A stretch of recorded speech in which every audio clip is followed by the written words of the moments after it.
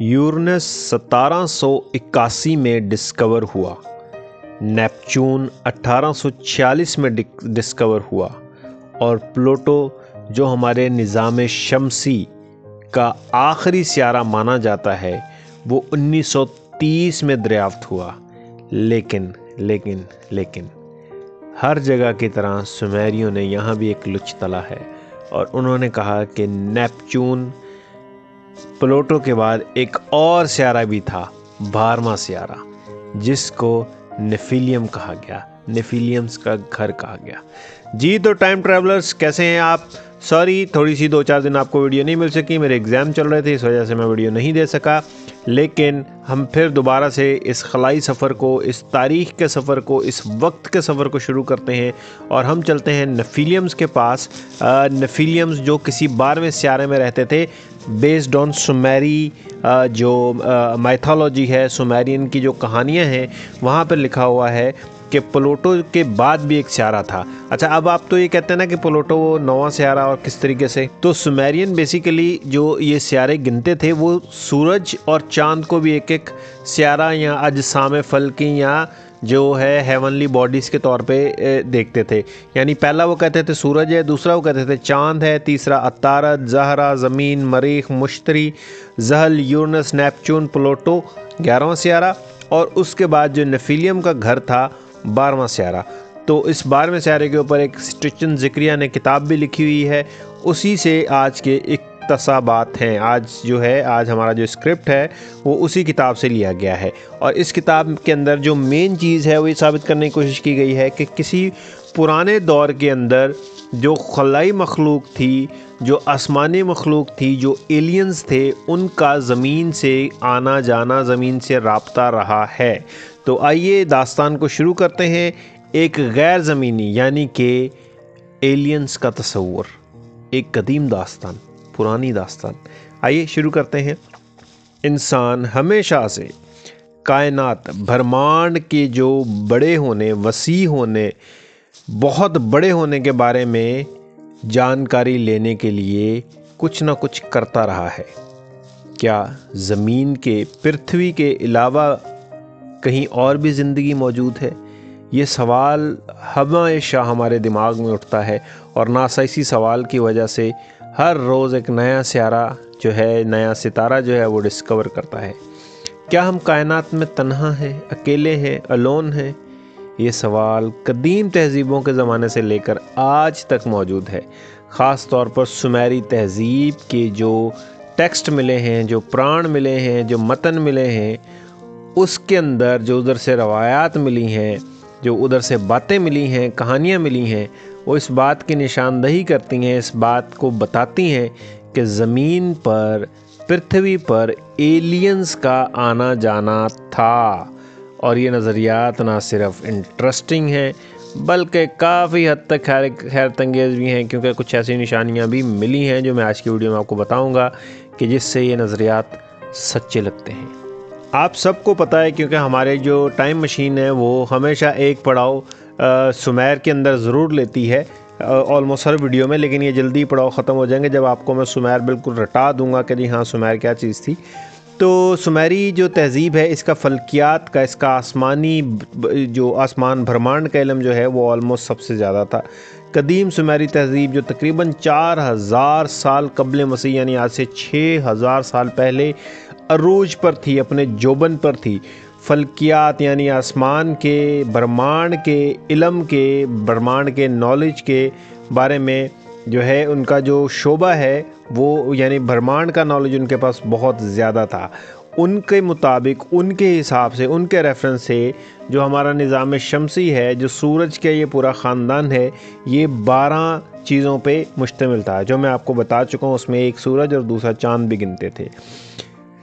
ये बात बहुत ही हैरान कुन है, अजीब है कि सुमेरी तहज़ीब ने वो सियारे भी जान लिए थे जो जदीद साइंस ने सिर्फ चंद सदियों पहले दरियाफ्त किए। मैंने आपको बताया ना कि नेपच्यून और यूरेनस वगैरह जो हैं ये के 17वीं, 18वीं और 19वीं सदी के अंदर दरियाफ्त हुए, और प्लूटो जो है वह 19वीं शताब्दी में जो है 19वीं सदी के अंदर वो दरियाफ्त हुआ। सुमेरी फ़ल्कियात ने ना सिर्फ ज़मीन के सियारों बल्कि इनके मदार यानी जिसके अंदर उस सफ़र का जो उसका रास्ता था उसके बारे में भी बहुत सारी इन्फॉर्मेशन अपनी पत्थर की तख्तियों पर लिख छोड़ी। नेफिलियम खलाई मखलूक, एलियन या देवता? ये है एक क्वेश्चन। वो देवता थे या वो खलाई मखलूक थे? वो थे क्या? तो चलें जानते हैं। सुमेरी रवायत के मुताबिक नेफिलियम एलियन थे जो ज़मीन पर आए और यहाँ एक तहजीब की, एक सिविलाइजेशन की, एक घर की बुनियाद रखी। इन मखलूक़ात को सुमेरी देवता समझते थे। सुमेर के जो लोग थे उनको देवता समझते थे, जो आसमान से आए थे, जो सुमेर के प्राण हैं, सुमेर का जो टेक्स्ट है, सुमेर का जो मतन है, लिखे हुई कहानियाँ हैं, इसमें इनके स्यारे का जिक्र बार बार होता है, जिसे उन्होंने नेबिरू कहा। नेबिरू, ठीक है। प्लूटो के बाद नेबिरू भी है एज़ पर सुमेरी। फिर उसके बाद वो इसको थोड़ा सा साहिल अदीम भी बता रहा होता है कि कोई एक दरमियान में ऐसा है जो स्यारा टूटा उटा है और उसके जो बॉडीज़ हैं उसकी, यानी कि जो पुर्ज़े हैं, वो उसके जो हिस्से पुर्ज़े हैं वो अभी भी जो सूरज के गिर्द हैं वो चक्कर काट रहे हैं। तो ये निबिरू जो है ये था उनका 12वां सितारा। अच्छा, ये मखलूक़ात या ये एलियन ज़मीन पर जदीद नॉलेज यानी कि लेटेस्ट नॉलेज, ज़राअत खेती करना, तामीरात बिल्डिंग्स बनाना और आसमानी असूलों को लेकर आए, यानी फ़िज़िक्स और मेटाफिज़िक्स को। इनके बारे में कहा जाता है कि उन्होंने इंसान को, मानव को, उस वक्त का जो इंसान था उसको तहज़ीब की, साफ़ सुथरे तरीके से रहने की पहली बुनियाद, पहली नींव दी थी। नेफिलियम के असरात कदीम इंसानी तरक्की के हर पहलू में नुमायाँ हैं, ख़ास तौर पर आसमानी ब्रह्मांड की मालूमात, इंजीनियरिंग की मालूमात। अच्छा, अभी ये थोड़े से देवता के बार बार नाम आते हैं। इसमें अन्नू था, इनलील था और इनकी जन्नती एक जन्नत का उन्होंने बनाया, एक जन्नत भी उन्होंने इसके अंदर जिक्र है। मैंने एक वीडियो पे मैंने बताया कि जन्नत का रास्ता ही बताया गया है। तो जो जन्नती इनका मस्कन रहने की जगह थी उसके ये 3 हुक्मरान थे, अन्नू, इनलील, इनकी। जबकि इनके बेटे अनलील, अन्नू सुमेरी देवमाला में अन्नू ज़मीन पर रहते थे, ठीक है। अन्नू वो ज़मीन पर आता जाता रहता था।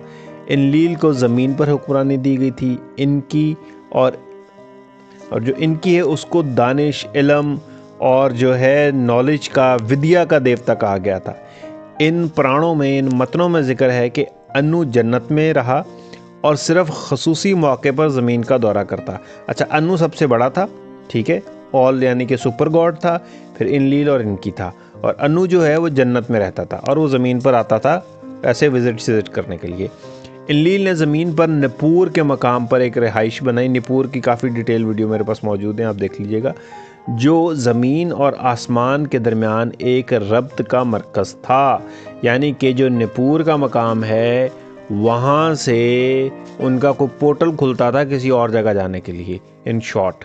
फिर इनकी ने ज़मीन को, इंसान को खेती करना सिखाई, इंजीनियरिंग सिखाई।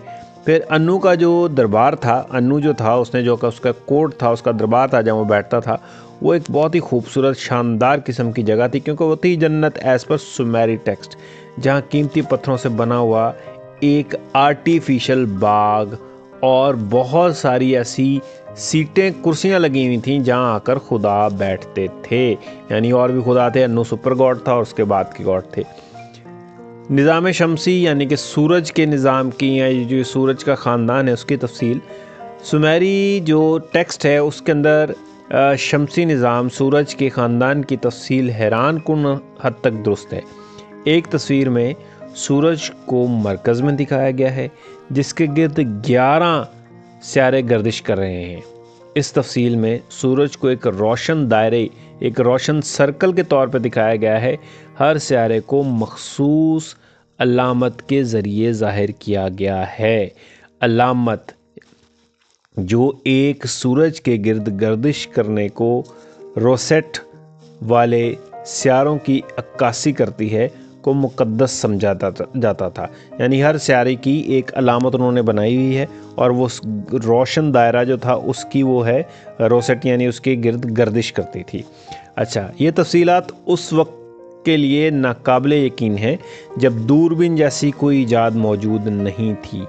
इनकी तस्वीर और तराशीदा मोहरें आज भी आसमानी इल्म की तस्दीक करती हैं। इन्होंने अपने मोहरों के ऊपर बहुत कुछ लिखा हुआ था, जिससे ये पता चलता था कि इनको आसमान के बारे में बहुत कुछ पता था। अब दूरबीन से हमने बहुत सारे सियारे ढूंढे, और दूरबीन ना हो तो आप खुद अंदाज़ा लगाएं कि हमें क्या पता चलेगा कि हमारे आसपास कौन से सियारे हैं। खैर, अब आ जाते हैं 12वें सियारे के ऊपर। इस 12वें सियारे का उन्होंने नाम जो है नीबिरू रखा हुआ था। सही है। सुमेरी टेक्स्ट के मुताबिक नीबिरू निज़ाम शमसी सूरज के ख़ानदान का 12वां सियारा था। ये एक गैर मामूली मदार पे गर्दिश करता था, यानी कि जो इसका वो रास्ता था वो एक बड़ा अजीब सा था, जिसके बाइस ये हज़ारों साल बाद ज़मीन के करीब आता। इन टेक्स्ट में, इन मतनों में, इन राइटअप में ज़िक्र है कि नेफिलियम इसी सियारे से आए थे। इनके आने का मकसद ज़मीन पर रिसोर्सेज को ढूंढना था और यहाँ अपनी तहज़ीब की बुनियाद भी रखना था, यानी वो यहाँ भी बसना चाहते थे। निबिरू के बारे में कहा जाता है इसका मदार ज़मीन और दीगर सियारों के लिए गैर मामूली असरात रखता था, जो कुदरती आफात या माहौली तब्दीलियों का बाइस बनते थे। अब मुझे तो ये समझ आ रहा है कि उसका मदार इस टाइप का था कि जैसे ये तो एक गोल सर्कल में सूरज के गिर्द घूमते हैं ना, वो शायद किसी और उल्टे सर्कल में घूमता होगा, और जिस सियारे के आसपास से गुजरता होगा उस सियारे का जो है, क्योंकि आपको पता ना, कोई करीब सियारा हो, जैसे हमारे यहाँ पर वो है चांद है, तो वो पानी को अपनी तरफ खींचता है। इसी तरीके से जिस भी सियारे के करीब से गुजरता होगा तो वहाँ की चीज़ों को थोड़ा बहुत अपनी तरफ कशिश करता होगा, जिसकी वजह से उस पर्टिकुलर जगह पर मौसमी तब्दीलियाँ या कोई आफत आ जाना, आफत यानी कि कोई ज़लज़ले आ सकते होंगे, कोई सैलाब आ सकता होगा, तो इस तरह की कोई चीज़ें होंगी। फिर नेफिलियम की जो ज़मीन पर आमद है, मुतअद्दिद सुमेरी कहानियाँ, टेक्स्ट ये बताते हैं कि नेफिलियम ने ज़मीन पर अपने क़याम के दौरान इंसानों को जदीद इल्म सिखाया। ये बात मैं बहुत सारी वीडियोस में कह चुका हूँ कि भाई इंसान पहले तो एक जंगल था ना। ये देखें, ये जो 12वां सियारे वाली किताब है ना, ये कहती है कि इंसान पहले एक जंगली टाइप का था, और हम सबको पता है कि जो दुनिया, जिस टेक्स्ट को, मैं मुसलमानियत की बात नहीं कर रहा ना, मैं हिंदुज़म की बात कर रहा हूँ, जो दुनिया जो है, जो साइंसदान हैं, जो एथियस्ट हैं, वो जो मानते हैं कि जी इंसान तो पहले बंदर था, फिर इवेलुएट होता होता तो यहाँ तक आया, फिर उसको इकट्ठा बिल्डिंग बना के रहना किसने सिखाया, तो ये कहा गई मतलब बंदर से वो इंसान तो बन गया, लेकिन उसे भी स्टिल बिल्डिंग्स के अंदर रहना, बिल्डिंग बनाना, ये चीज़ें तो नहीं आई थी, क्योंकि वो तो जंगली था। तो वो फिर ये कहते हैं कि इस जगह पर वो जो है सुमेरियन जो कहते हैं कि बाहर से कोई उनको मदद आई थी, उन्होंने बताया था कि इस तरीके से आप रह सकते हैं। तो खैर, नेफिलियम आए, उन्होंने इंसान को ज़राअत सिखाई, शहरों की तामीर के लिए रहनुमाई दी, वरना इंसान बंदरों से बना था, वो बंदरों की तरह ही रहता। फल्कियाती, आसमानी, हिसाब किताब, रियाजी, मैथमेटिक्स, ये सारी चीज़ें बताई। मुख्तलिफ़ आलात, मुख्तलिफ़ जो यंत्र हैं वो बनाने का तरीका और उनके इस्तेमाल की भी ट्रेनिंग दी। ये सब इस बात का इशारा है कि ये मखलूक़ात ना सिर्फ ज़मीन पर आईं, बल्कि उन्होंने यहाँ के माशरती, उसकी सिविलाइजेशन के ऊपर अपना पूरा असर डाला और उसको अपने हिसाब से शेप किया। फिर आ जाते हैं इनकी तालीमात के, इनकी जो विद्या है उसके असरात आज भी तहज़ीबों की जो सिविलाइजेशन है, उनकी बुनियादी जो असूल हैं, बुनियादी जो कायदे हैं, उसके अंदर झलकते हैं, नज़र आते हैं। सुमेरी कैलेंडर और आसमानी रियाजी, आसमानी मैथ। सुमेरी कैलेंडर इनकी फल्कियाती या ब्रह्मांड के, जो उनका एक फल्कियात का, ब्रह्मांड का, आसमान का जो उनके पास नॉलेज था, उसका एक शानदार नमूना है। ये कैलेंडर सूरज और चाँद के गिर्द गर्दिश के ऐन मुताबिक है। इनके मुताबिक एक साल 12 महीनों पर मुश्तमिल था, बिल्कुल ठीक है। हर महीना 30 दिन का होता है, ये भी ठीक है। साल का आगाज़ बहार के एतदाल से होता है, यानी बहार जब शुरू होती है। ये कैलेंडर आज के जदीद कैलेंडर के बराबर है। हमें सबको पता है कि आज का कैलेंडर इसी तरीके से है।